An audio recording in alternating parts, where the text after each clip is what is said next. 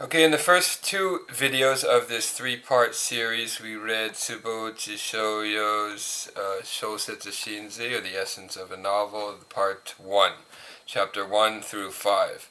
Chapter 1 was the novel and outline, chapter 2 was the development of the novel, chapter 3 was the aims of the novel, and chapter 4 was the types of novel, and chapter 5 was the benefits, more specifically the indirect benefits of the novel that he outlined there. And now we move into part 2, which consists of 6 chapters. Chapter 1 is the rules of the novel, chapter 2 focuses on style, chapter 3 on constructing a plot, chapter 4 the plot of the historical novel, chapter 5 the hero, and the final chapter of the entire work is on narrative. And remember that this was written in 9 installments over the course of 2 years in a famous literary journal between 1885 and 1886.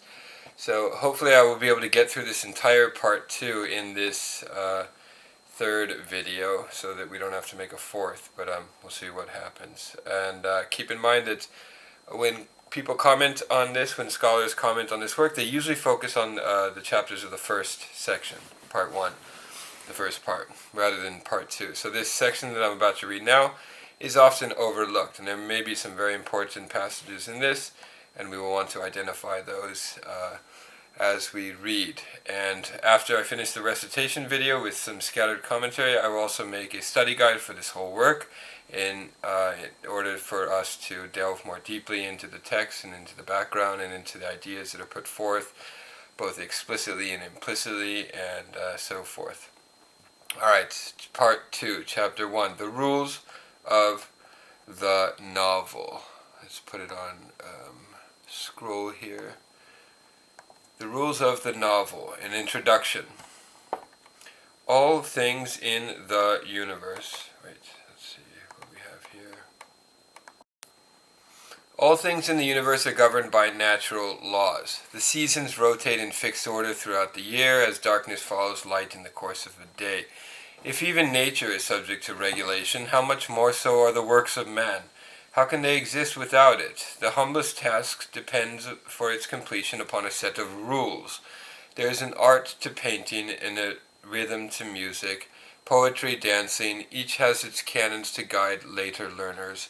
It is because the same must surely be true of the novel that I now embark on this discussion.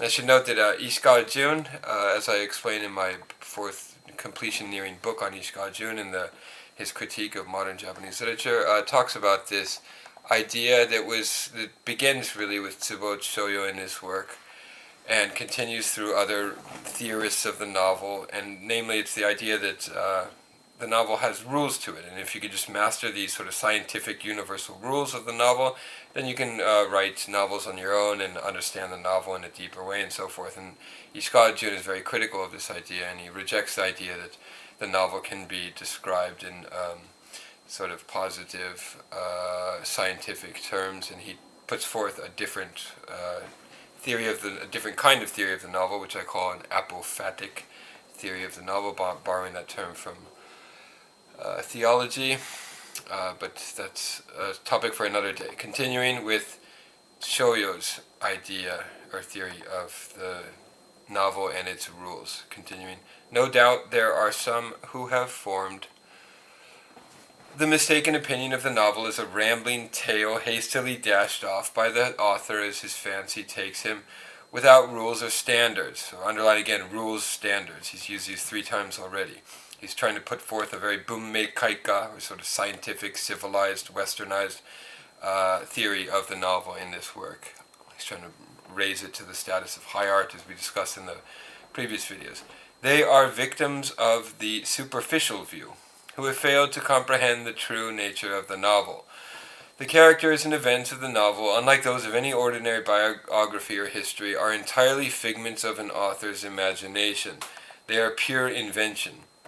If, therefore, an author does not begin by establishing some kind of foundation on which to start building, the end result will be sequential confusion, monotony, and jerkiness. Even an unusual story, though it may meet the objectives of the novel by its perceived description of human nature and social conditions, will be boring if it is poorly arranged and has a tedious, irksome plot. The reader will weary of such a story halfway through and lay it aside before he reaches the climax. Writing a story is similar to producing a long composition. Its plot and layout must be systematic. Underline that word, systematic. Right? He's trying to form a systematic foundation for the novel and its rules and so forth. And there must be clearly discernible patterns in its flow of events. If its plot incorporates both high and low points, if the texture of its narrative avoids monotony, and if some discretion is shown with respect to the personalities and situations portrayed, then and only then will the novel make an impression on its reader and win honor as an art which equals poetry and music. Right? So he's, as he mentioned in part 1 of this treatise, poetry and music are of a higher status at this point than the novel, which is still of a lower status, and he's trying to raise the novel to the status of poetry and music, and ultimately to outstrip those two forms, or exceed those two forms. Despite what I have just said, if an author adheres rigidly to a set of rules and attempts to construct his plot in a contrived manner like an artisan working to a preordained plan, the scope of his description of personalities and behavior will perforce be limited. Okay, so you must have these rules, but you must not conform to them too rigidly. Even if by some happy chance he does manage a comprehensive treatment, the overall tenor of his work will be dreary and lifeless. It is no easy task to produce a graceful, elegant composition by relying on formulae to prescribe variations in tone. Novelists should bear this in mind as well. Writing a novel is like cooking. A cook, simply because he is a cook, naturally chooses one of the conventional ways of preparing fish as soup, grilled fish, raw fish, salad, or salt fish. So long as the flavor is good, however, he may successfully serve it raw even when his usual program calls for it to be grilled, or he may devise a new way of salting the fish he should have used for salad, or grill a fish instead of making it into soup. His meals are thus not merely palatable, but positively interesting. The way to bring out the best in food is to subjugate preparation to taste. No one reckons on the order being reversed, and that is why a resourceful cook occasionally exerts all his culinary skills to prepare a dish in some unexpected way. So underline unexpected.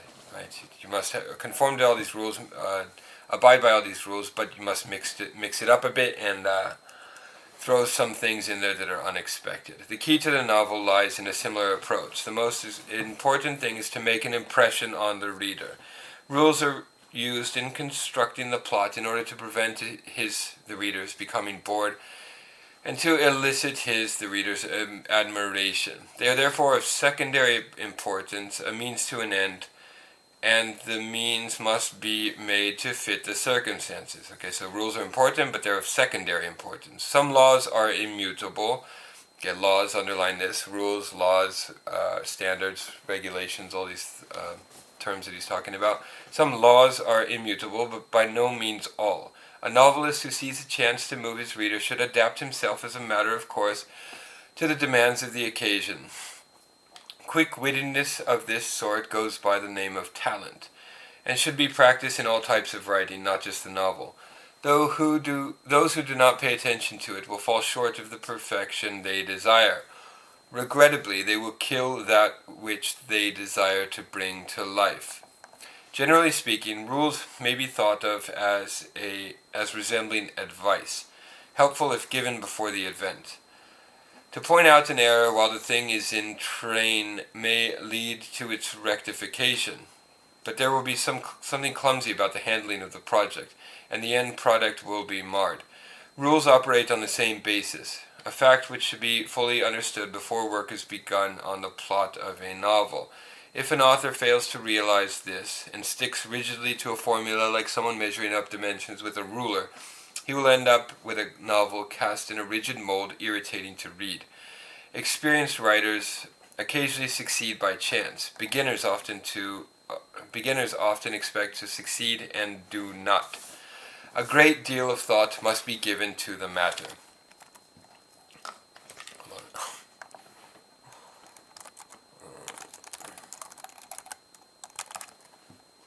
To the matter. The following chapters deal with various rules. My arguments are hastily put together and are, of course, incomplete. Much has been either left out or not treated in full. The quality of novels and historical romances in particular is chiefly determined by the degree and quality of their writer's inborn talent.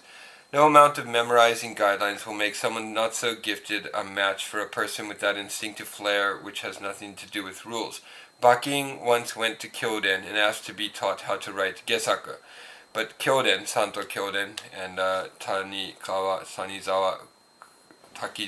Baking, who we talked about in the first section, but Kyoden refused his request with the very proper reply that it was not something which could be learned from somebody else. The laws of the novel are intuitively understood. Okay, so intuition still plays a vital role here, according to Shōyō, underlining intuitively. Many are very hard to verbalize. That I have here nevertheless taken several points and explicitly designated them as rules is because my deep concern that our inexperienced Japanese novelists should know all there is to know about the objectives of the great art of the novel. It is certainly not my intention to expatiate the true rules which are intuitive. I ask all you scholars, therefore, not to pounce arbitrarily upon the word rules and chide me for my ignorance. The points I make in the following chapters are, for the most part, my own personal opinions. It may be that many of them are wrong. It would give me great pleasure indeed and fulfill my original purpose if you would correct my mistakes without deriding me. Okay, so he's about to lay forth a series of rules about the novel, but these rules are not to be followed too strictly. And keep in mind the importance of intuition, and this intuition, which is a necessary condition for the novel, is something that Shōyō probably lacks, right? Because his novels, which he wrote after writing this famous treatise, are usually regarded as failures, as novels, and he seemed to have lacked that quality of intuition which is required of the novelist, the true novelist. Chapter 2. Okay, so these chapters are much shorter. Style. His rules on style. Style serves both as a vehicle and an adornment for thought. It is of paramount importance in writing a novel. If it is clumsy, it robs even the cleverest plot of life, and if the wording does not flow naturally, neither does the description. In China and many Western countries where the written and spoken languages are almost identical, so in Japan they're not identical yet, remember this is written in 1885 before the advent of Genpun Ichi, which became dominant after the Sino-Japanese War, and through the 1890s spread through education and the bureaucracy and so forth, and by 1910 had become the official written Japanese language, Genpun Ichi. But at this time, it is still it's not yet appeared on the scene. In China and many Western countries where the written and spoken languages are almost identical, there is no particular need to choose one particular specific style, because there's only the written and spoken language style. But here in Japan, the existence of a variety of styles, right? He doesn't mention it, but there's wabun, gabun, setchu, gazoku setchu, and so forth. Kanbun, sorobun, and so forth. He doesn't mention these, but we should keep in mind the various styles of the Edo period. And kobun, of course, which begins in the classical period. Each having advantages and disadvantages according to the purpose in mind, means that we have to make a choice of which to use in the novel. The three styles long used in the Japanese novel, okay, keep in mind, as I reminded you in the first two videos, he's using the word Shōsetsu here to refer to gesaku fiction and to monogatari of the classical period and so forth, and other styles of prose that were not regarded as Shōsetsu. So he's expanding this word Shōsetsu to encompass everything that had preceded, all the prose styles that had preceded him. The three styles long used in the Japanese novel, albeit with much diversity, are the following: classical, kobun, colloquial. I'll have to look at the original to see what word he uses here, hanashikotoba or something, and a mixture of the two. Mixture of the two is the gazoku setchu, I think is the word he uses. Setchu means to mix. A mixing of the elegant and the vulgar. I propose, as a guide for the reader, to restrict this discussion to the relative merits of these three styles. without going into greater detail. Okay, so I'll look up the original words that he uses for these three styles, and we'll talk about these more in the study guide, video commentary that I'll make at some point. I have much more to say about style in the novel, which I shall omit for fear of becoming overly tedious. But later I intend to write a supplement in which I shall deal with stylistic reform rather than variety. Okay, he gives the word here in the translation too. Classical style is known as wabun. Okay, Yamato and bun, fumi. Yamato no fumi. So this is the first style that he discusses. The classical style is known as wabun. Vague and refined, it is naturally suited to euphemistic, elegant prose, but it lacks a needed air of animation and grandeur. It is reminiscent of a weak, pliant willow tossed by the wind, or a court lady languishing behind a screen. In addition to its seductive charm, wabun possesses serene cadences and a natural classical grace, and is therefore not appropriate for descriptions of violent emotions, bizarre behavior, or debauchery, let alone savagery. So again, he's putting forth the notion that style or form and content must match up completely, right? There must be no discrepancy or no divergence between the two. As the duty of the novel, Shōsetsu broadly speaking, it is to present before the reader's eyes a graphic description of everything from the innumerable phenomena of the natural universe to the manifold passions of man. There are times when it must deal with elegance, grace, excitement, gaiety, sadness, loneliness, and laughter. Even the best plot will be ruined unless the writer is versatile, able to convey both elegance and grace with equal facility. Sublimity and humor, beauty and pathos are all attributes of fine writing. They are especially important to the novel. The lack of even one of these qualities is sufficient to flaw its style, no matter how skillfully the other three may be used. Here in Japan, of course, the age-old dichotomy between pen and sword, bunbu, right, has meant that literature was long ago left entirely in the hands of the effeminate court nobility. So he's talking about the Heian period, before the Heike took over, and we had the advent of the shogunate in the Kamakura period. So literature was in the hands of the effeminate court nobility, with the result that writing became very elegant and naturally lost a great deal of its frankness and animation in the process. Those books in particular, which later ages have come to regard as landmarks of Japanese literature, are merely the products of the leisure hours of a group of women in the licentious days of the medieval Fujiwara Regency. Okay, so we've already seen that he is not a fan of the Heian period monogatari. He considers them effeminate and effete, I think was the word used in the first section of this translation. And he's not a fan of the Fujiwara clan too, who sort of ruled behind the scenes in the Heian period. So he's disparaging that style of literature here as well. Small wonder that their style is languid. Genji Monogatari, written in wabun, won lasting fame for Murasaki Shikubu because its style and content, both charming, complemented each other well. Style and content complemented each other well, and also I think because the quality of her writing so well matched the spirit of the era. Okay, so he has sort of mixed remarks about Genji Monogatari, I should say, and we should remember that he included that commentary by Motori Norinaga about Genji Monogatari, which defends it from the critiques of the Confucianists and the Buddhist sort of moralists, right? So there is some ambivalence regarding his take on Monogatari of the Heian period. The style of the Genji Monogatari is not immutable, of course, or of the Monogatari in general. Is not mutable, of course. When human nature, ninjo, and social customs, setai, advance further, style must be adjusted accordingly. It must make appropriate allowances for changes in language and strike out in new directions, because the stuff of which the Shōsetsu is made is the portrayal of contemporary human nature and behavior.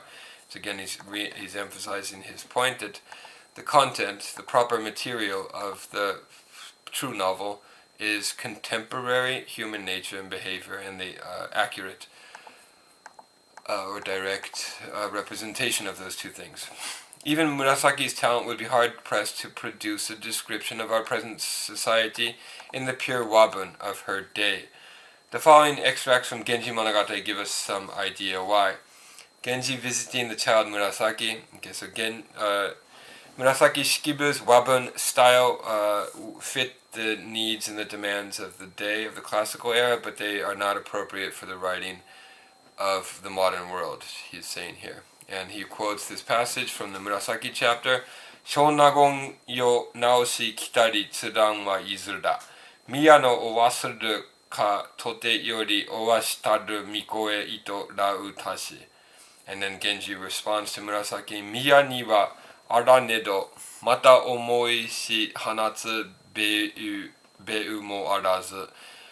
Kochiとのたまふを恥ずかしかりし人とさすがに聞きなして足湯いてけりとおぼしてめのです。To which Murasaki replies, いざかしねぶだきにとのためはへば。のためえば。Alright, there's many quotations from Genji Monogatari and other classical texts in this part of Shōyō's treatise, so I'm going to skip over these and we can read these on our own when we look at the text, and we'll talk about them in detail in the study guide. I'm not going to read them all for now, that take too much time.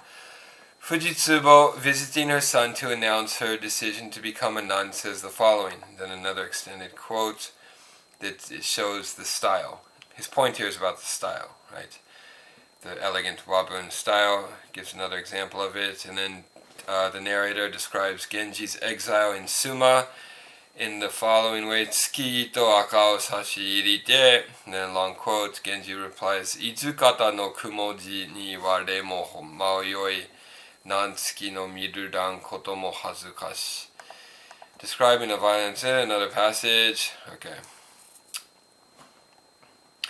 And then Shōyō continues. I have already outlined the characteristics of this style. Ishikawa Masamochi used it in Omi Agata Monogatari and Tsukushi Bune Monogatari and Takebe no Ayatari in Nishiyama Monogatari. The reader may form his own opinion of its relative merits by perusing these three works. In this connection, let me mention Miyako no Teburi by Roku Juen, in which the classical style is used to describe the streets of Edo.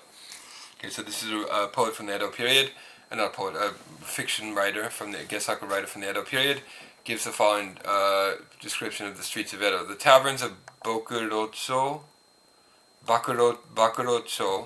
and the streetwalkers in particular are dealt with in graphic and searching detail, but the elegant style used for these mundane matters often seems incongruous, even laughable. The extreme deliberation of the language in which arguments are couched makes the speakers seem more like the inhabitants of Kyoto than like Edoko. Proof that wabun is not a fit medium for animation and plain speaking. Shikite Samba and others occasionally use the classical style for humorous description. Here's one example from Shikite Samba's Ukiyoburo, the famous work Ukiyoburo of the Edo period. And so he's saying basically that wabun, the style of wabun, the classical elegant style used by Murasaki Shikibu, is appropriate for writing monogatari in the Heian period, and it might be appropriate to some degree in creating humorous descriptions, writing humorous descriptions in Edo period Gesaku fiction by emphasizing this discrepancy between the style and form. But in the modern period, in this new civilized age of the new civilized novel, it is definitely not appropriate, is what he's saying. He gives a long quote from Ukiyoburo, Haru wa akebo no yaoyo shiroku nariyuku, which creates humor by using the old style to describe the contemporary Edo setting. Won't read the whole thing, you can read that on your own.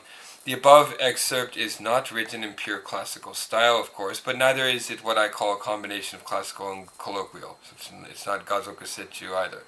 No doubt Samba had good reasons for using the classical style in a descriptive passage. From a purely literary point of view, humor results when the level of the words used is inappropriate to the subject matter, which is something that we see in Kyoshi, right, of the 1780s. 1790s does this. When the source is used inappropriate to the subject matter, it uses words that are inappropriate to the subject matter. In other words, when obscenities are expressed in stately words or a lofty theme in provincial language. Perhaps that was why Samba used the classical style in the passage quoted. The crux of the matter is that the classical style, archaic as it is not suitable for describing the present. That's his main point here, underline it. Unfortunately, should an author persist in attempting a realistic portrayal of modern society in this style, using it without discretion, his work will just be classed as humor and provoke laughter where none was sought. Okay, so if one were to use wabun today, it would just provoke laughter, unintended laughter, which is not something that the writer should want to happen. The classical style, therefore, when used in anything except humorous novels, has two disadvantages. It lacks frankness and animation, and it appears flippant. Okay, so those were his comments about the wabun and why it is not appropriate today. His next comment on his next few paragraphs are his comments on the colloquial style. The second type of style. The colloquial style uses the everyday language in its natural state. Being clear and easily understood as well as animated, it naturally possesses those qualities of simplicity and lucidity so essential to good writing, in addition to being extremely vigorous and passionate. Sometimes even the most intimate thoughts may be elegantly expressed by suiting the rhythm and tone of its words to the mood. Because of this, the colloquial style is used whenever possible, except in narrative passages, as a medium of expression in Chinese and, of course, Western novels. So Chinese and Western novels use the colloquial style in Japan, however. Despite such advantages, however, there is unfortunately no written colloquial style in Japan. This is his main point, and of course Japanese writers will take this call seriously and invent a new colloquial style call it Genbun Ichi and develop it in the coming years and decades. Our written and spoken languages are so markedly different that the vernacular in writing either sounds too choppy or has too common a tone. It gives a provincial air to even the most refined story and attracts charge of uncouthness and vulgarity. Moreover, in addition to this sharp linguistic division between Gen and Bun, right, not found in the West, there also exists within our country at no great distance apart dialects bearing as little resemblance to each other as English bears to French. Okay, so the language has not been unified into a single national language at this point, right, all through the Edo period and through the medieval period and the classical period before that. We have many dialects, there's no single national language, and there's also this great division between writing and speech. The two are regarded as completely separate realms, dimensions, worlds.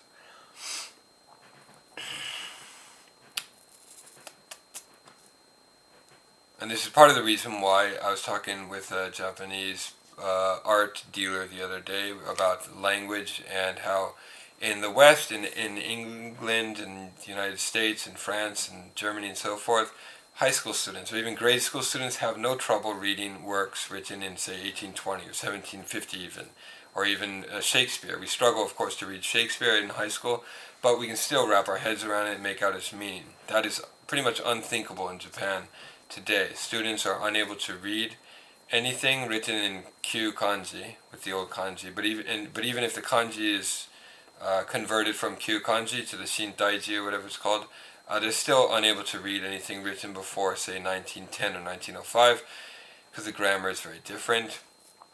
So we have a situation where Japanese students are able to read only works written in the last 100 years, 110 years or so, right, which is a strange state of affairs. So they're able to read, say, Koda Rohan only in Gendai Nihongo Yaku. So that's, even though the work was written in, say, 1895 or 1900, it has to be translated into contemporary Japanese for the young students to read it. This is unthinkable in France, England, or the US. And Shōyō is talking about these issues here.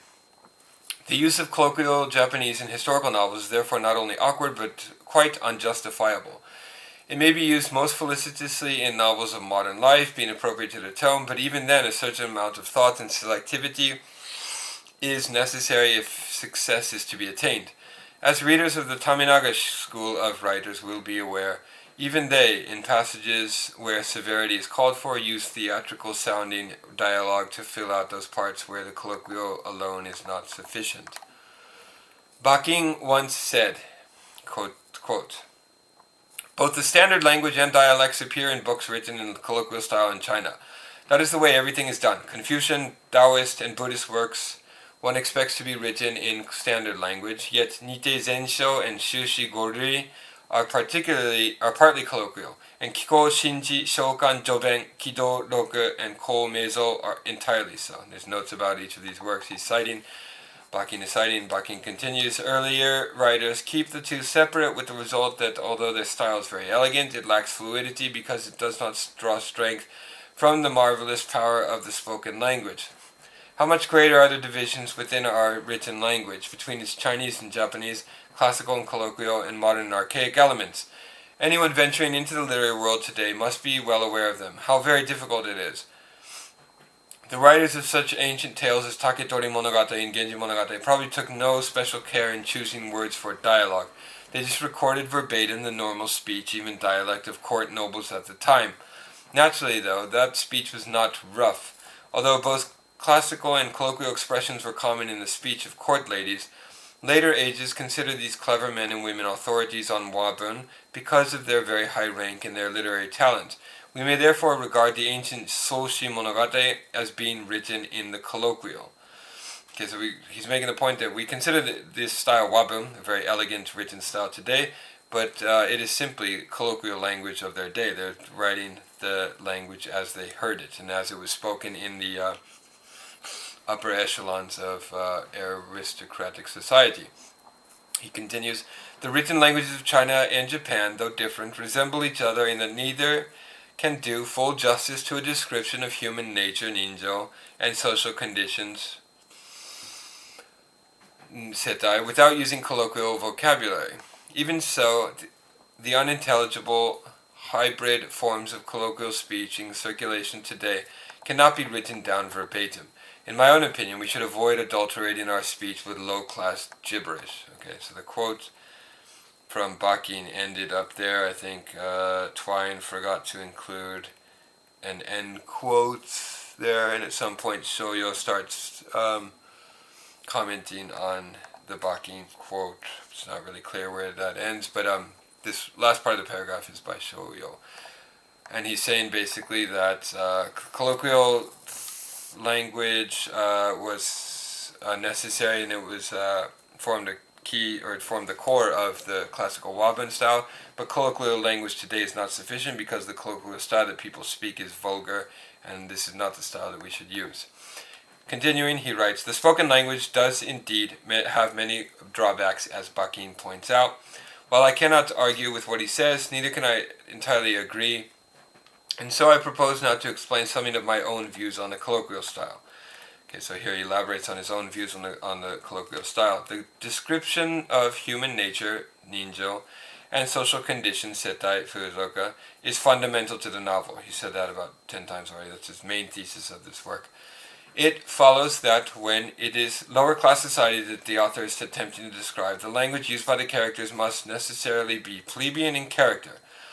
Used properly, roughness notwithstanding, it reflects the realities of the common man's life.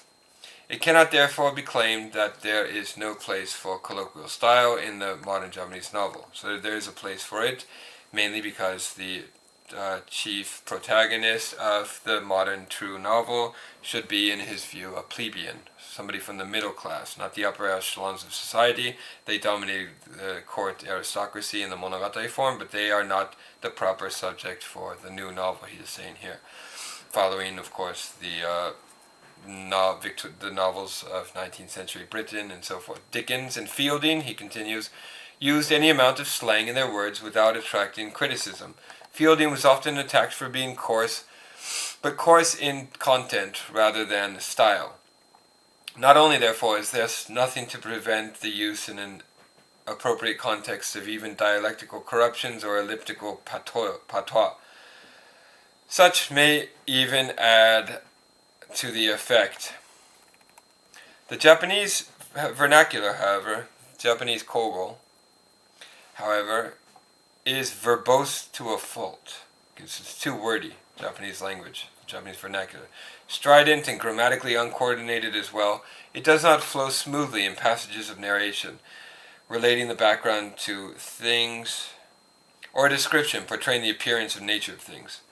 Its verbosity, I think the word he uses is jōsetsu, its verbosity stems from the innate ambiguity of our language, while its interlarding of Chinese and vernacular words with corrupted dialectical forms probably contributes to its lack of either euphony or grammatic coherence. Furthermore, the way in which the spoken language is used varies remarkably according to the relative status of the person being addressed, something which does not happen in Western languages. Some people make no tense distinction when addressing others on their own level or below, so that what in narrative passages is written "sara ni koe no shirezari shikaba" may also be expressed "sara ni koe ga shirenu kara" or "tonto koe ga shirenakatta mono da kara" or "sara ni koe ga shirenu mono da kara." The last two, used in conversation, are the most casual, so no doubt the first would be used for narration. So the first quote that he gave, "Sara ni koi no shidezari shikaba," is the classical Wabun style, and the other next two are the contemporary colloquial style of speaking. The last two, used in conversation, are the most casual, so no doubt the first would be used for narration. But being in the present tense, it cannot be termed suitable for recounting past events. English has a form called the historical present, right, but is rarely used. We know the historical present, of course, is when you write about things of the distant past using in the present voice. Same, for example, and now Caesar approaches the river, and now Caesar proceeds to cross the river, whereupon his friend comes up to him and says, rather than relating everything in the past, that's called the historical present, but is rarely used. It is, in fact, normally not suitable. Depending on the nature of the subject, to speak of the past as the present can be very interesting, but if a writer were to spin out a lengthy account of something in a prolix language without distinguishing the two, they would occasionally become confused, and the sequence of events would be hard to follow, which is the one thing a reader finds most tiresome.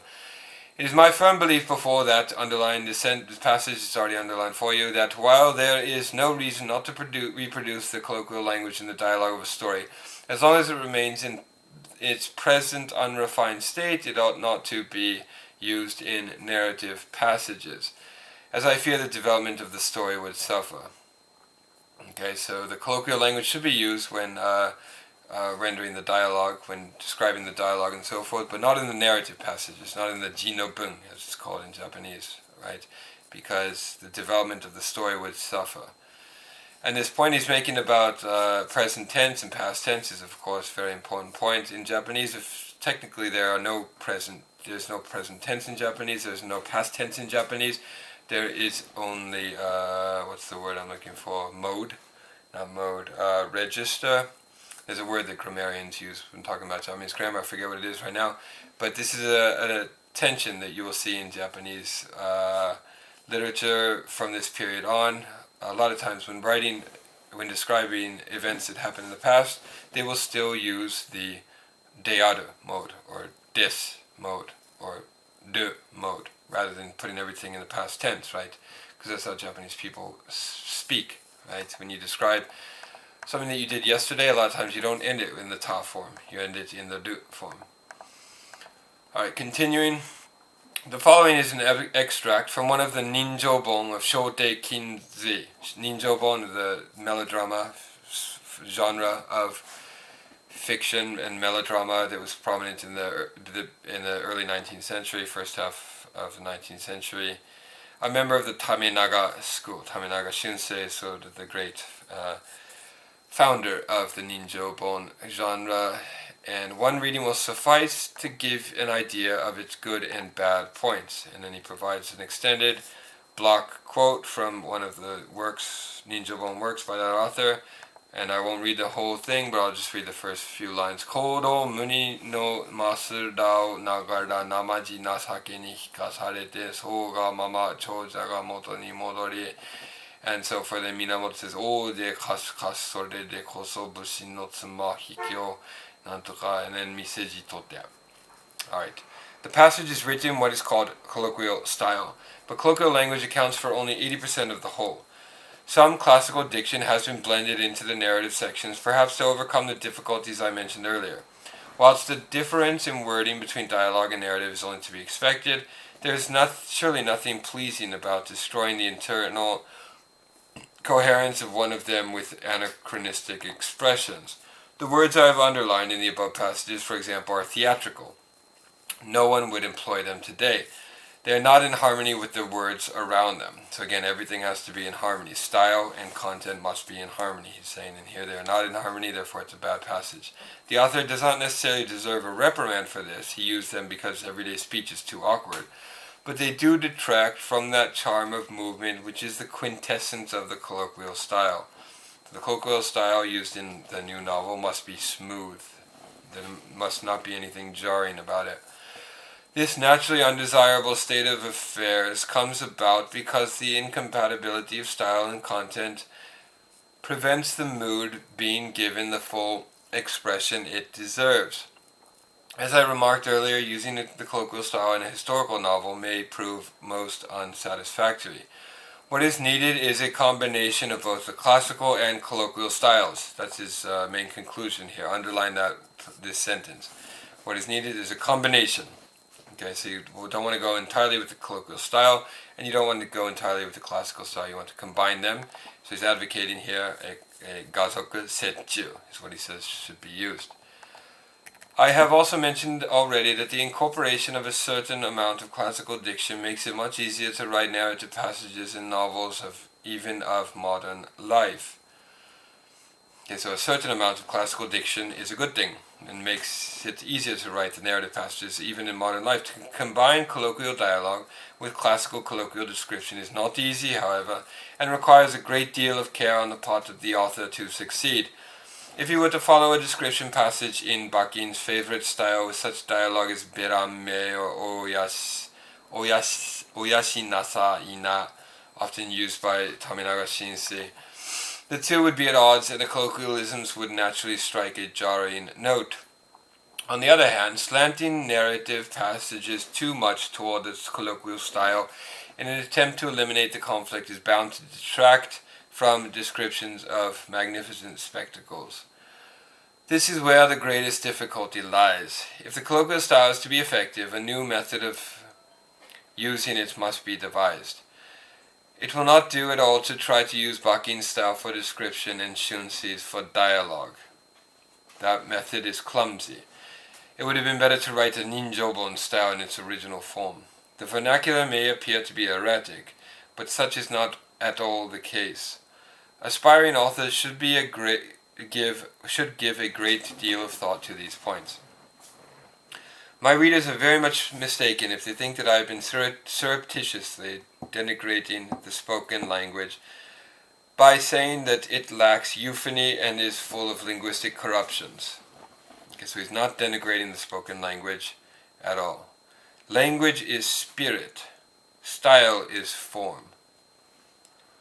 Emotions are expressed with complete frankness in speech, whereas in writing they are overlaid with a veneer which to a certain extent camouflages their reality. Dialogue written in the colloquial savors of a face-to-face conversation. In a classical colloquial mixture, it puts one in mind of a letter, which of course is not nearly as entertaining. Dialogue is one area where colloquial style does have advantages. Unfortunately, though, there is no getting around its defects. Perhaps one of my clever friends will discover a means of doing so. I shall wait impatiently for the day when a new version of the colloquial style appears. Right, so he's predicting here that a new colloquial style will soon emerge on the scene, and of course it does in the 1890s with the advent of Genpun Ichi.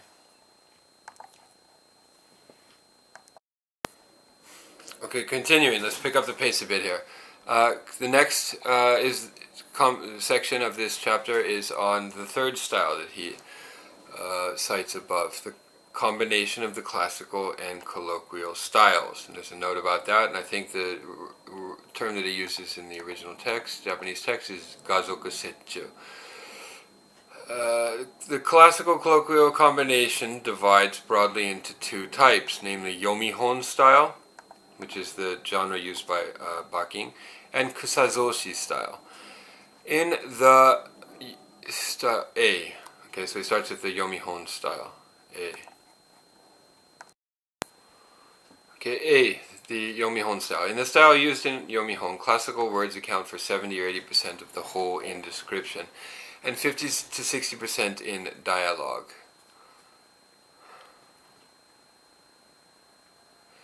It is therefore very simple to adjust descriptions of different ranks and breeding as occasion demands by using classical diction for elegant tone and colloquial vocabulary for the reverse, without the danger of a clash between description and dialogue.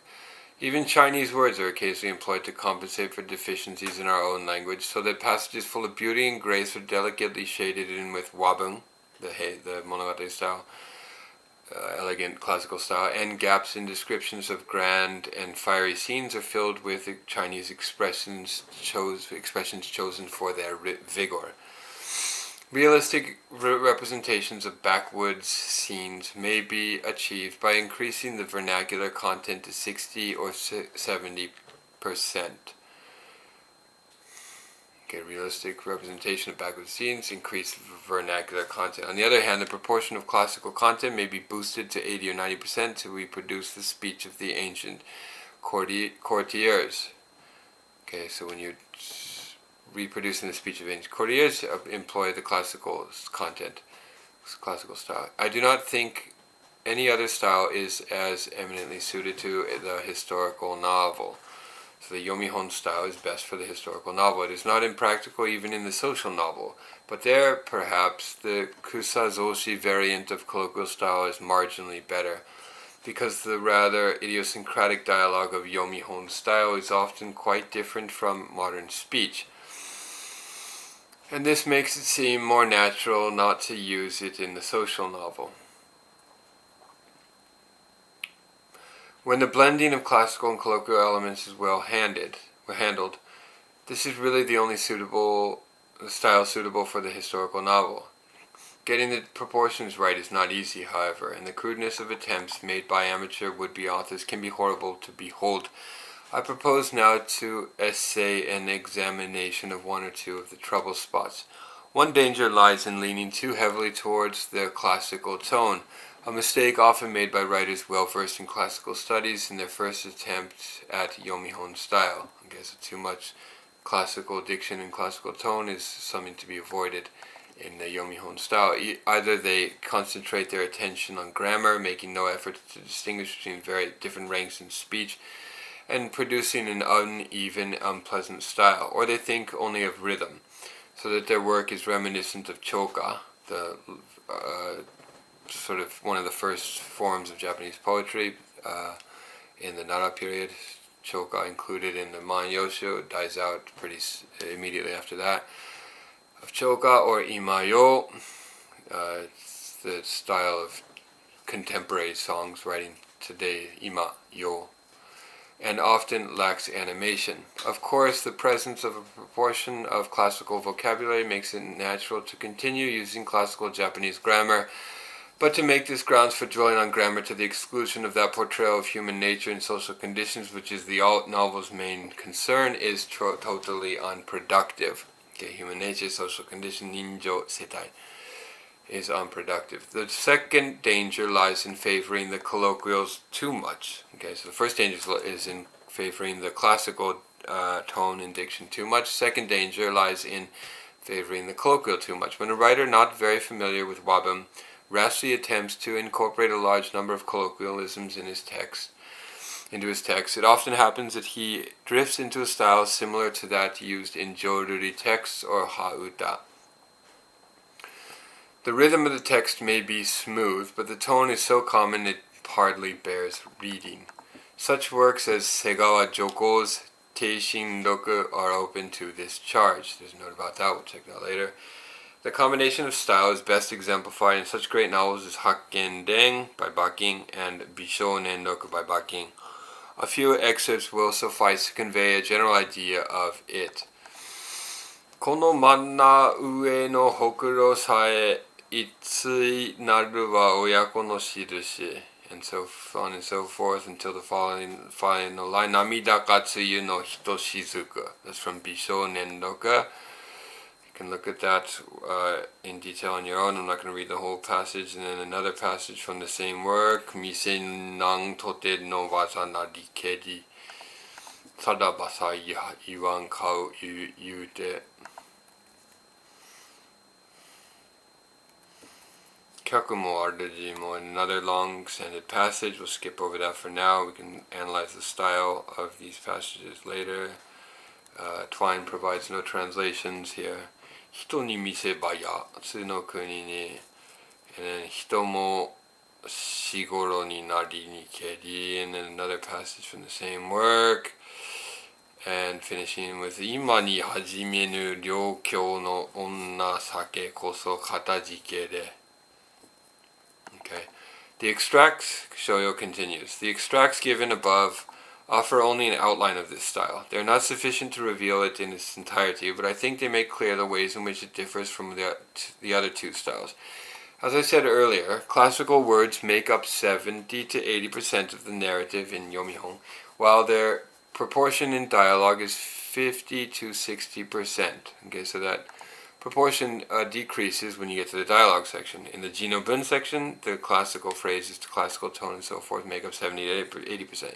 In the dialogue, that number drops to 50 to 60%, so that there is no marked contrast in tone between the two, and the author may conveniently indicate differences in speech based on rank, age, or sex, merely by adjusting the ratio.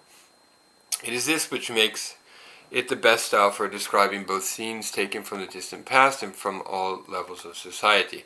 A few points which must be mentioned in any discussion of the Yomihon variant of the combination style are the devices of phonetic and semantic pivot words, quotation from classical poetry, and the creation of fanciful titles. Okay, so this is, remember, we're talking about the combination style, the Gazokusetsu combination style, and there are two variants of it, the Yomihon style and the Kusazoshi style that I'll get to later. Phonetically, we're still on A. Phonetically related pivot words are kake kotoba, right? Just talking about kake kotoba, which we've already discussed in our readings in Japanese waka and renga. Phonetically related pivot words, kakekotoba, are a variation on the stereotyped epithets of choka, the long variant of tanka waka. The technique involves making the second half of a word which has already expressed one meaning into the first half of the following word. For example, sate wa inochi no mijikaki ashi no fushi abase. Okay, so fushi here is underlined. Fushi is functioning here as a kakekotoba. I have underlined several instances of phonetic pivoting in the passage above. They are probably more a way of limiting the length of a text than mere attempts at cleverness. Some novice writers, perhaps not realizing this, think their use is mandatory when in reality they are not so essential. Not using them at all may result in unpleasantly drawn out, boring, lusterless prose, but fitting awkwardly correlated words into inappropriate spots, or triumphantly producing very clumsy specimens like Toshiba 28か20からぬ様子は何かしら神も奥の人前来のなんと千方涙のみ common in Jōruri texts and well known to women and children, is most undesirable. It looks bad. Straightforward writing is much better. Semantic pivot words, or kakikotoba, involve a slightly different approach. If a writer thinks a word of similar meaning can be used to reinforce a preceding or following word, he will contrive to employ it regardless of whether or not there is any phonetic similarity between the two. In the sentence, Kie nishi hito wa mutsu no hana, nanatsu ka yatsu o ichigo to shiken. For example, mutsu no hana derives from kie nishi. Normally one would just use yuki, but here, desiring to apply the pivot technique, one uses mutsu no hana to make the following nanatsu ka yatsu more effective. Sometimes, depending on where it is used, semantic hinging serves to keep the passage concise. More often, though, it is simply a stylistic ornament. When these two techniques are employed, it should not be obvious that the author has deliberately twisted his words in order to achieve his effect. As a general rule, the most important thing in using interrelated words is to manage the transition smoothly and easily. In other words, they should be so handled that one reading is enough to show a reader of ordinary intelligence the reason for the conversion. More elaborate examples even should become clear after a second reading. Otherwise, no matter how clever the shift, the difficulty of working it out may destroy its effect, which may in turn obscure the meaning of the entire passage. A friend remarked to me that while he agreed that the pivot technique was a brilliant literary device which imparted a savor to description as yet unknown in Western writing, he felt that its similarity to wordplay, kotoba asobi, made it out of place in dialogue. In the earlier example, mijikaki ashi no fushi awase awazu narishi o urameshi no omi to hata ga nazu ken. The characters for omi are a play on words harking back to ao, which he believed inappropriate to such a sad conversation. I answered that in my opinion the use of such a device was not at all overdone, because the wistful thoughts of a pale, melancholy girl, confronted by even the names of inanimate objects, might suggest that sort of thing to her. It is touching. One comes across it often. An early English poet named Wither once wrote in a poem lamenting the declining fortunes of his house. The very name of Wither shows decay. In our own country, the last words of Minamoto Yorimasa, as he sat on the lawn at the Byodo-in about to end his life, were umoregi no hana saku. Umoregi no hana saku koto mo nakarishi ni mi no naru hate zo kanashi karikeru. This is a famous poem written at the end of his life from the famous waka. The wordplay here seems to me to express the poignancy of his emotion better than ordinary words could. Let me say here that although these devices are meant to keep dialogue short, as I mentioned earlier, they occasionally have the opposite effect. In wakareshi no chizoki koto o tsuge no ogushi no tsuguru ma mo naki yogatari ni naranto wa omoigake na ya kurokami no kami naran mi zo zehi mo naki tsuge no ogushi and kurokami are not necessary to the sense. There is no need to use them to lead into tsuguru and kami naranu. All they do is add to the beauty of the text. If they were eliminated, however, some other way of providing the sparkle which style needs would have to be found, lest the text should lose its reality for the reader. Quotations from classical poetry are most often found in medieval fiction, where parts of the old poems were used to fill out and enhance descriptive passages. For example, we saw this already in the prose, the haikai prose of Matsuo Basho, for example, which we've read in this class already. And he gives the example from Genji Monogatari, from Suma, chapter Suma, Sode maki hosan. Hitomo naki mi ni ureshiki kokorozashi ni koso wa to no tamaite. He gives two quotes from that passage. I'm not going to read both of them, but the Sode maki hosan is the key passage there. In the key phrase there. In the first of the above examples, the words Iwao no naka have been borrowed from the old poem Ika Naran Iwao no naka ni sumabaka wa yono uki koto no kikoe gozaran. As well as shortening a descriptive sentence, they carry an extra textual connotations. In the second example, the word Sodemaki Hosang, taken from the poem Awayuki wa kyou wa narfuri so shiro tai no so de maki hosan hito mo aranaku ni, are used to curtail the length of the dialogue. Chinese poems, too, have often been used in quotations, but I am unable to think of an example just now.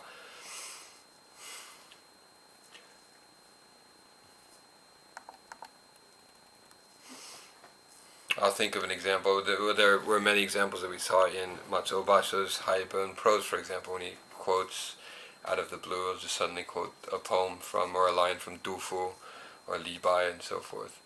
What usually happens is that a character is first described in as much detail as possible in prose, and then if something is felt to be lacking, the description is supplemented with a line from an appropriate poem.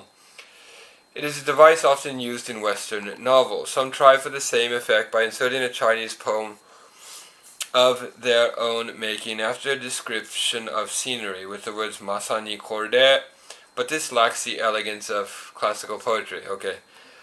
So he's making a lot of points here in this section, but a very important point that he is making, which will have an extremely strong influence on subsequent Japanese literature, is the idea that adaptation and allusion and references to previous poems, from whether they be from classical Chinese poetry or classical Japanese poetry or monogatari, should be avoided, is what he's saying. So the true novel should not be allusive. The true novel should be mimetic in the primary sense. In my book, I use these two terms, primary mimesis and secondary mimesis. And primary mimesis means describing or representing the world, the appearance of the world as it appears to you directly, without any intervention, without any mediation of previous texts or previous works of art or previous stories and so forth. That's primary mimesis. Secondary mimesis is the imitation of previous texts or previous stories that everyone is familiar with. Secondary mimesis is very key to, say, Edo aesthetics, to Edo literature, to Edo art, and so forth.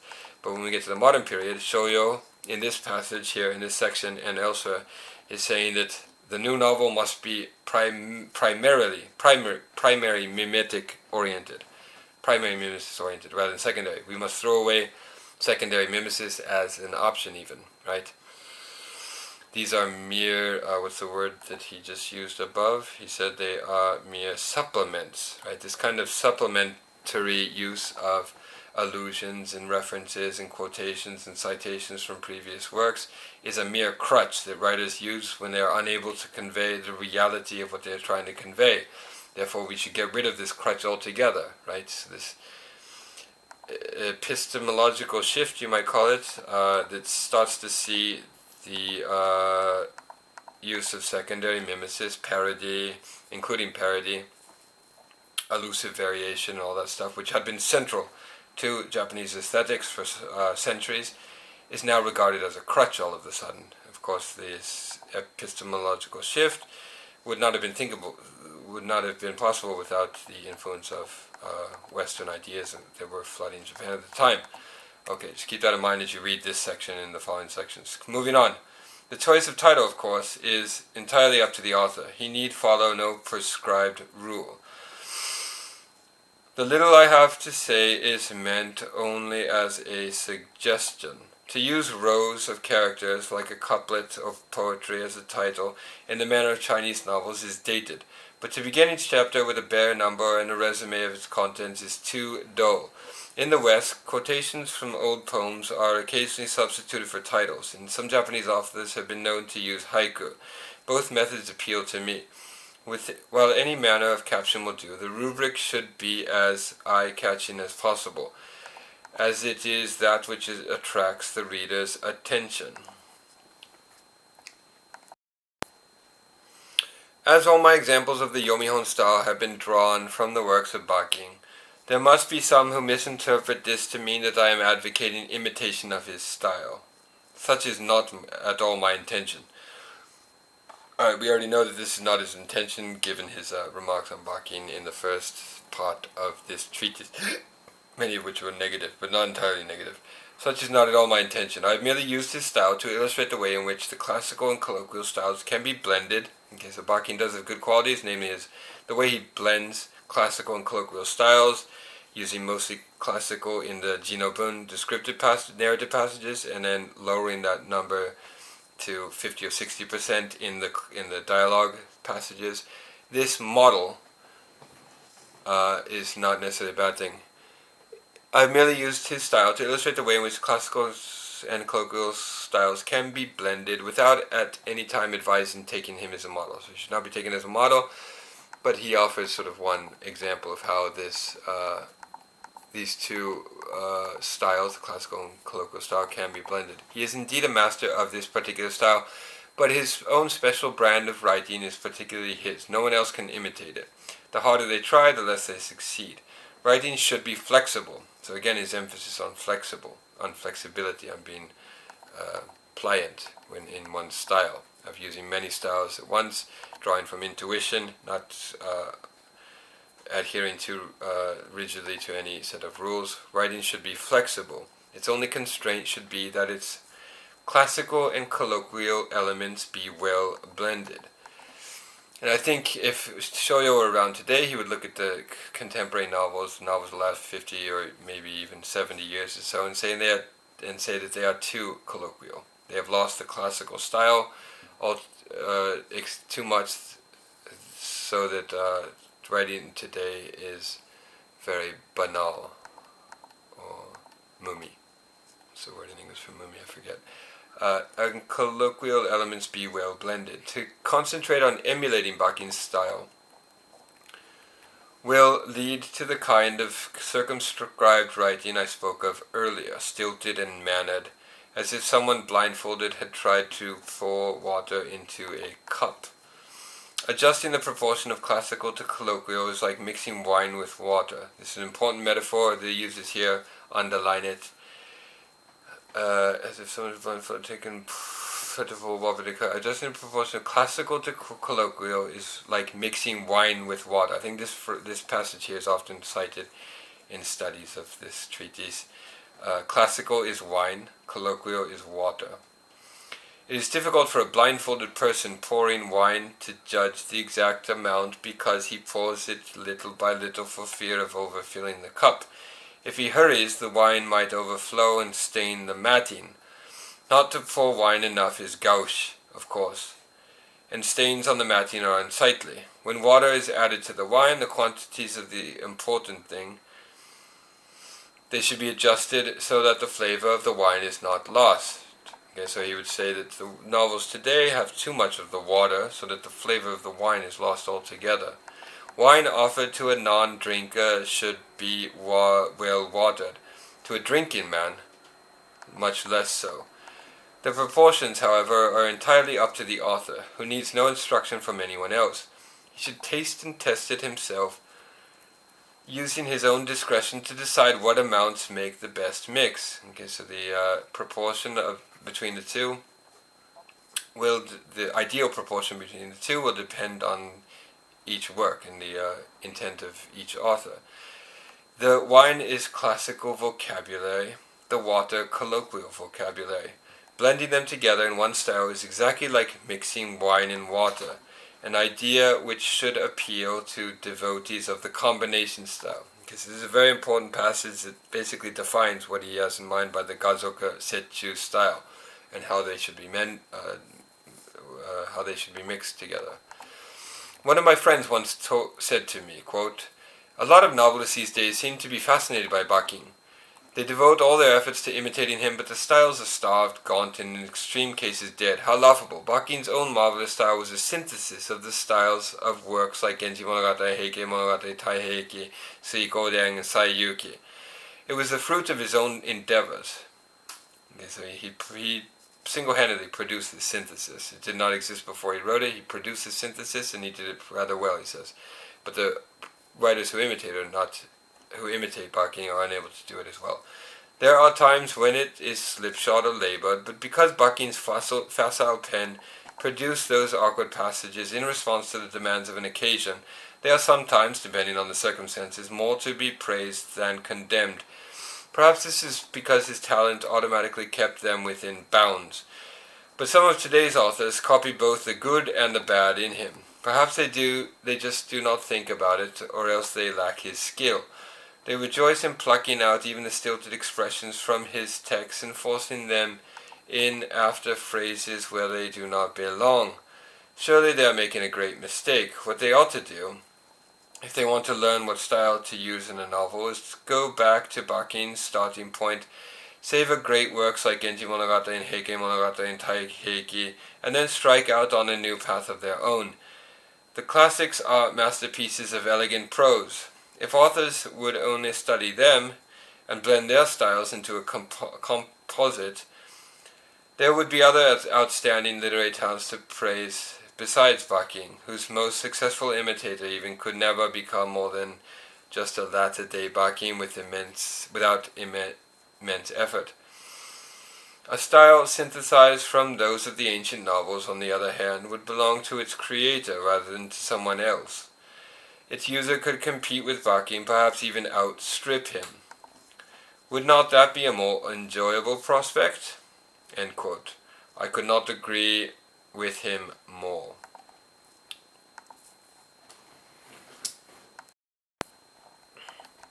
Okay, that was A, the Yomihon variant of the combination style. Now he moves to the B variant, the Kusazoshi variant of the combination style. Differs from the Yomihon version only in that it has a higher proportion of colloquial vocabulary than Chinese words. So more colloquial vocabulary here in the Kusazoshi style. Whereas Yomihon style of Bakin had more Chinese words. As a result, like the classical style, the Wabun style of Heian period, it sometimes seems unequal to dealing with sections of description requiring grandeur of tone. There is no law against using Chinese words, however, and future users of the style would be within their rights to increase the proportion as they see fit to overcome such difficulties. The reason they have been kept to a minimum is probably that the kana text might have made them difficult to understand. Also, as kusazoshi were meant as amusements for women and children, one could say it made sense to use as few kanji as possible. Kanji or Chinese words as possible. There are several varieties of kusazoshi style, some quite similar to Yomihon style, others closer to colloquial style. Kyōzan and Tanehiko, for example, wrote their dialogue in the Kyoto-Osaka colloquial, while Ryukate Tanikazu and Mante Oga, there's footnotes about these writers, used a fairly high proportion of classical diction. The differences will be obvious in the following examples, if the following examples are read carefully. And then he gives us Sorde o soba e to tsukiyara de miyuki wa hata to kokeke. We don't need to read the whole thing. That was the passage, first block quote from Tanehiko.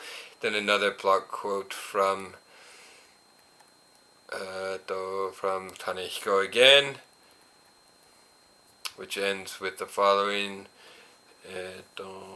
それは娘じゃとさすがにあなたもおっしゃりかね。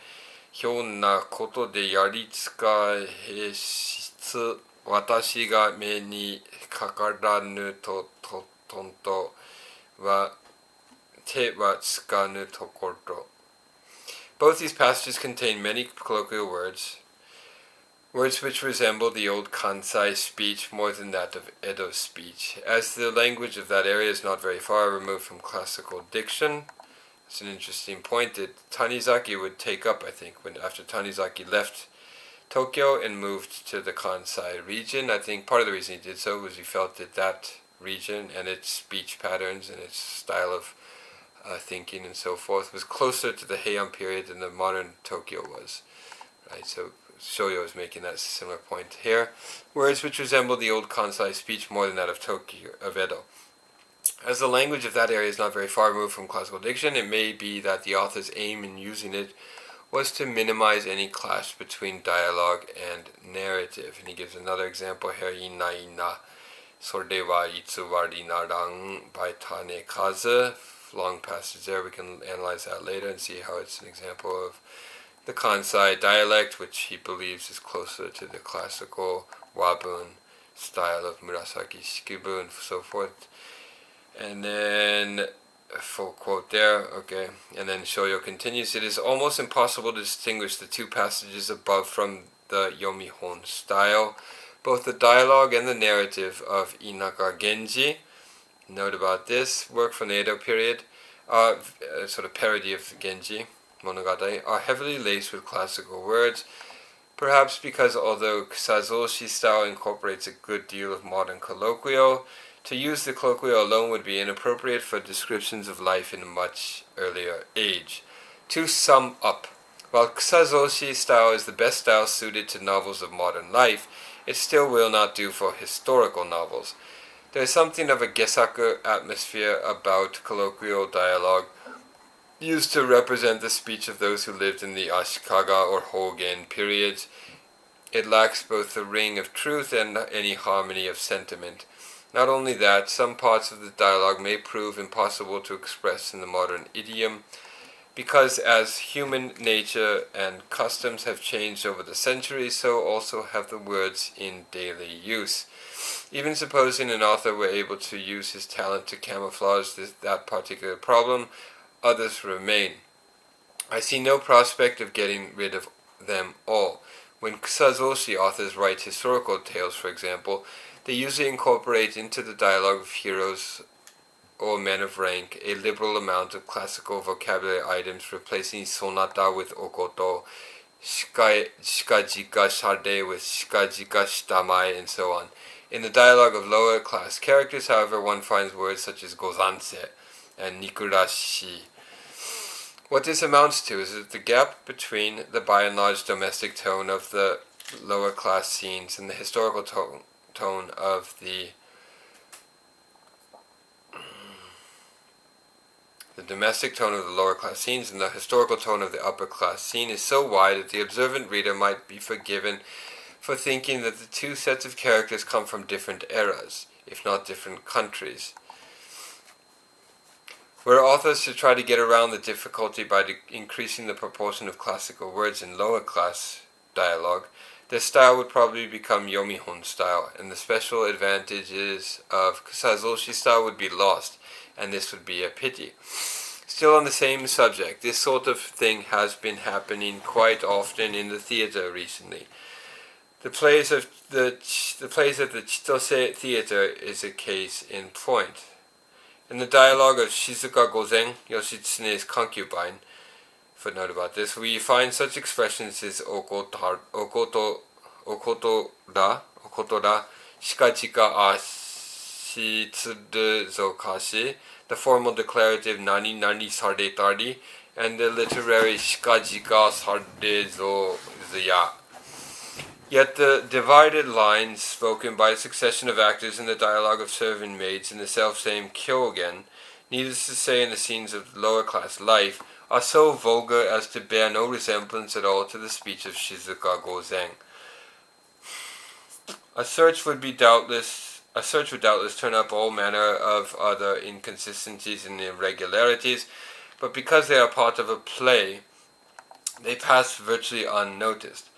Had they appeared in prose, where each could be subjected to careful perusal and appraisal, they would have diminished the reader's enjoyment and marred even the most interesting plot. As Kusazoshi have until now been intended solely as entertainments for women and children, ambiguities within them need cause no particular concern.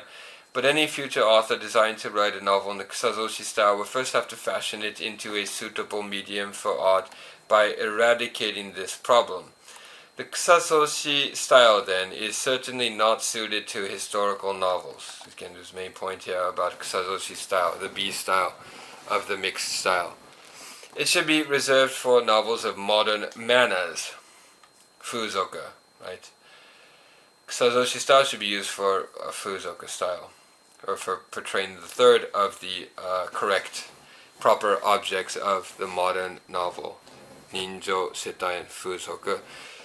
So Kusazoshi style is best for depicting Fuzoku, modern manners, social mores, and so forth. In its present form, however, it cannot properly express the grander aspects of ninjo, human nature, and social conditions, setai. So this kusazoshi style of the mixed style is good for depicting the third of the three proper objects of the modern novel, but not the first two, human nature and social conditions.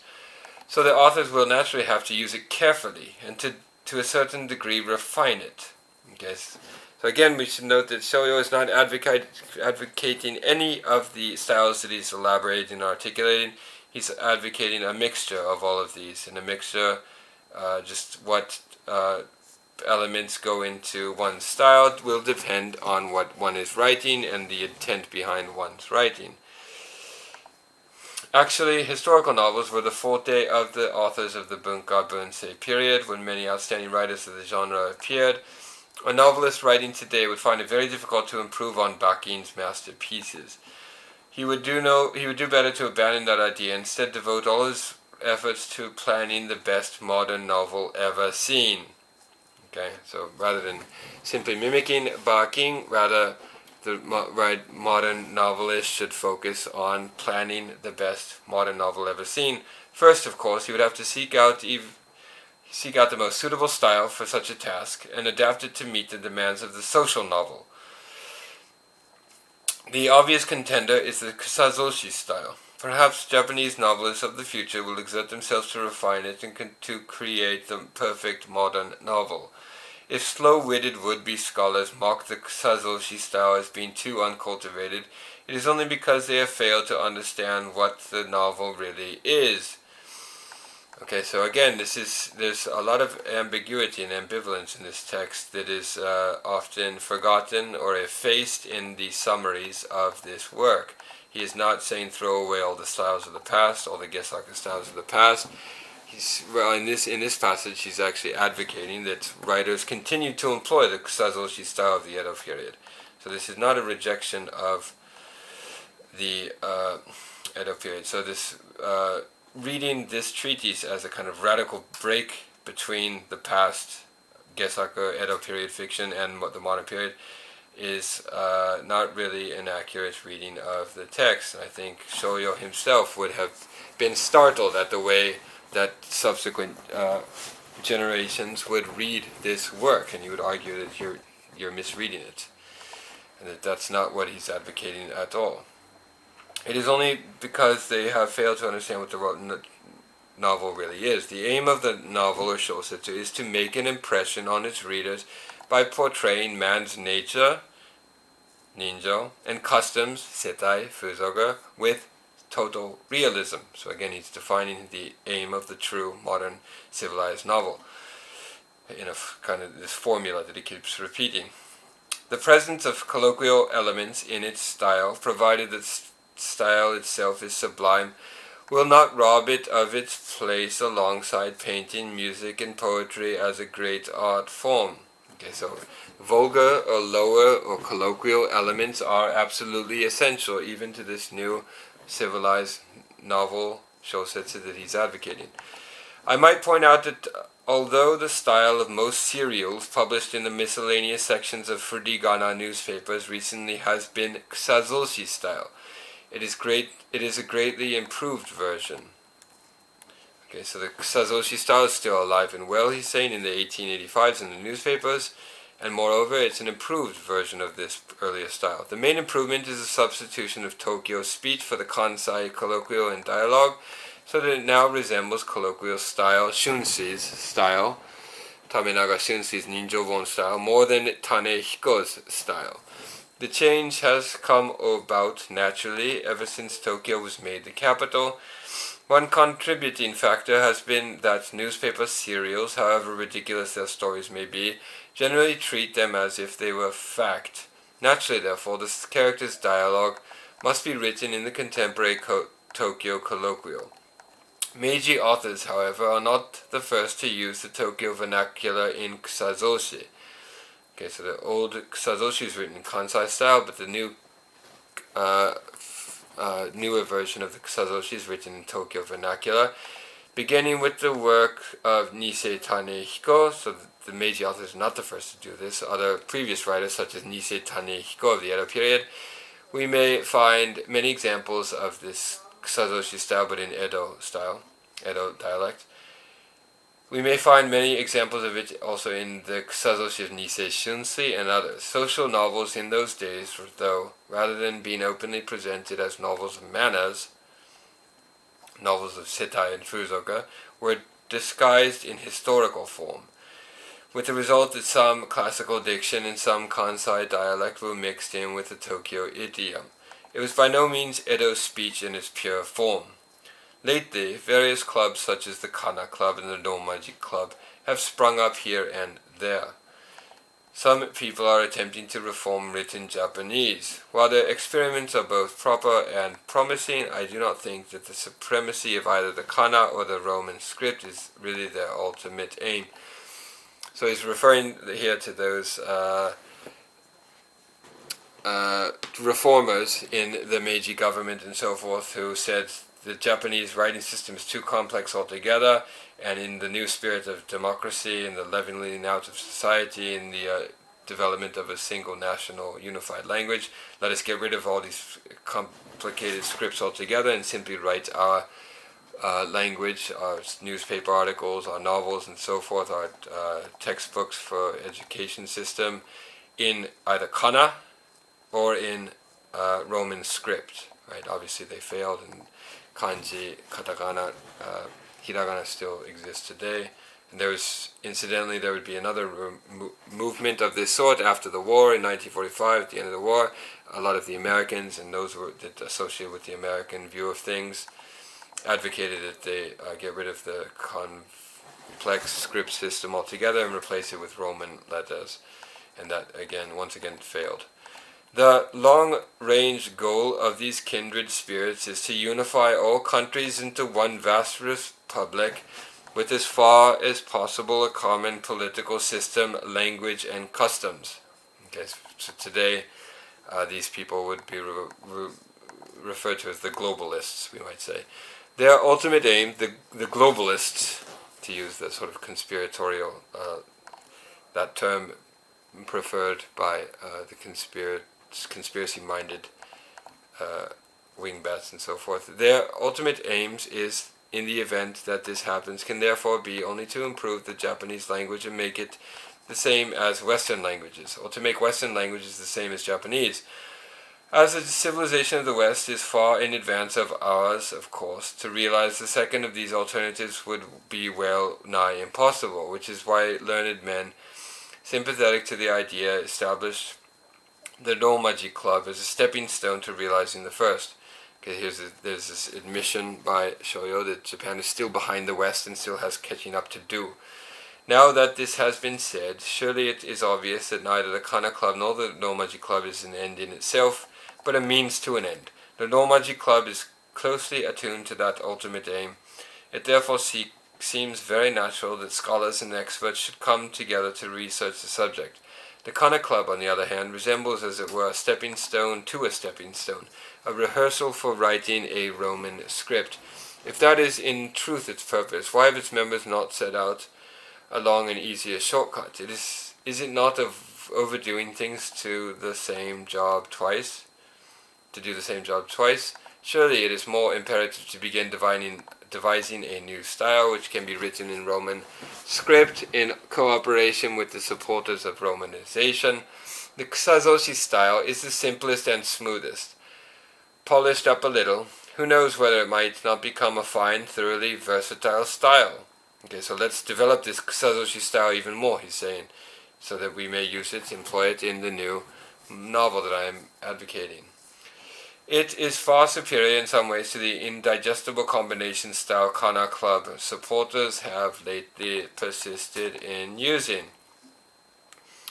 Alright, so whenever you read a treatise of this source, it's always important to identify first who the writer is writing against. Okay, so he's writing against many of the ideas that were popular at the time, but in this section of this chapter, he's writing against this Kana Club that was advocating the importation of Romanization of the Japanese script and throwing away of Japanese system of writing. So he's writing against them here in this section. And the final paragraph. I myself am neither a member of the Romaji Club nor an opponent of the Kana Club. So the Romaji Club and the Kana Club, we want to look into these two clubs that were apparently prominent in the 1880s.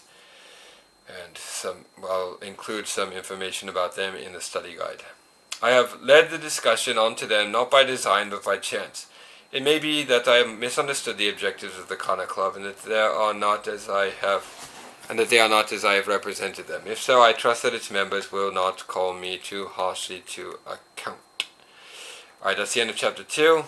We're going to have to stop here. And in the 4th video, we will conclude this treatise, the recitation of this treatise, and read chapter 3, 4, and 5, hopefully in one video. But this is taking much longer than I had expected.